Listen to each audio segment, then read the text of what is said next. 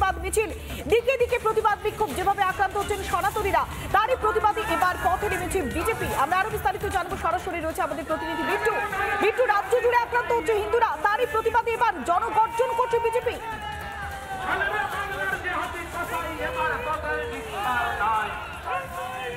প্রথমত তোমাকে জানিয়ে রাখবো যে আজকে দু জায়গা থেকে একটি মিছিল হচ্ছে, তা ধর্মতলার উদ্দেশ্যে রওনা দিয়েছে। ইতিমধ্যে এখন যে মিছিলটা তুমি দেখছো সেটা হাওড়া ব্রিজের ওপরে দাঁড়িয়ে হাওড়া স্টেশন থেকে মিছিল শুরু হয়েছে, আরেকটা শিয়ালদা থেকে হচ্ছে, যার গন্তব্যস্থল ধর্মতলা পর্যন্ত।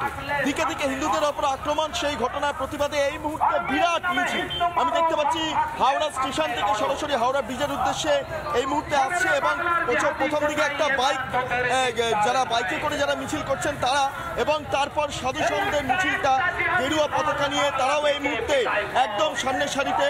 আমার ভিডিও জার্নালিস্ট রবি শর্মা দেখাচ্ছে সাধু সন্ধ্যের এখানে যে অংশগ্রহণ, সেই অংশগ্রহণটাও খুব তাৎপর্যপূর্ণ। আমি এক এক করে যাব।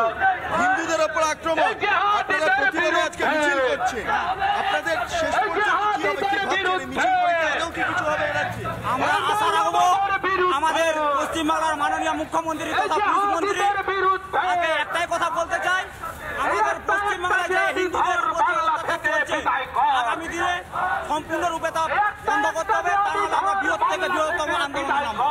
আপনারা কি একমত? আপনারা পথে নেমেছেন সবাই এই মুহূর্তে, আপনারা ধর্মতলার দিকে যাচ্ছেন, কি মানে এই রাজ্যে যা পরিস্থিতি আপনারা মনে করছেন হিন্দুরা সুরক্ষিত? এবার সমস্ত হিন্দু এক হয়ে গেছে। মমতা সরকারকে আমরা হুঁশিয়ারি দিচ্ছি, এই সরকার ব্যর্থ, আমাদের হিন্দুদের উপর অত্যাচার হচ্ছে। আমি হাওড়া সংগঠন থেকে সংগঠনের সভাপতি সুজিত নন্দগিরি বলছি, উৎখাত হবে, উৎখাত হবে, উৎখাত হবে। আমি আরো প্রচুর মানুষের কাছে যাব। একবার মিছিলের যদি মাঝখানটা যাই, মহিলারা তারা পথে নেমেছে, বিভিন্ন ছবি হিন্দুদের ওপর আক্রমণের যে ছবি, সেই ছবি তারা সঙ্গে নিয়ে এই মুহূর্তে পথে হাঁটছেন।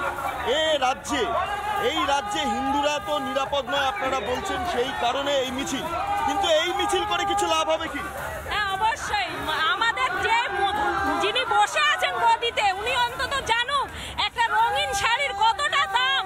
উনি তো সাদা শাড়ি পরে বসে আছেন গদিতে, সেই গদিতে বসে শুধু সাদা শাড়ি পরে থাকলে হবে না, রঙিন শাড়িতে। আর যেই মা কাঁদছে, যে নারী কাঁদছে, তার মর্মটা বুঝে নি, আমরা বোঝাতে চাই। তাহলে যদি ওনার একটু বিবেকটা নড়ে, বিবেকের দাবি তুলছে, বিবেক জাগ্রত হোক। থাকবো এই সংযুক্ত খবরে, তবে সময় হচ্ছে ছোট্ট ফিরে আসুন, দেখতে থাকুন রিপাবলিক বাংলা। নানা ধরনের কন্টেন্ট দেখার জন্য লাইক করুন, শেয়ার করুন আমাদের ফেসবুক পেজ, সাবস্ক্রাইব করুন আমাদের ইউটিউব চ্যানেল।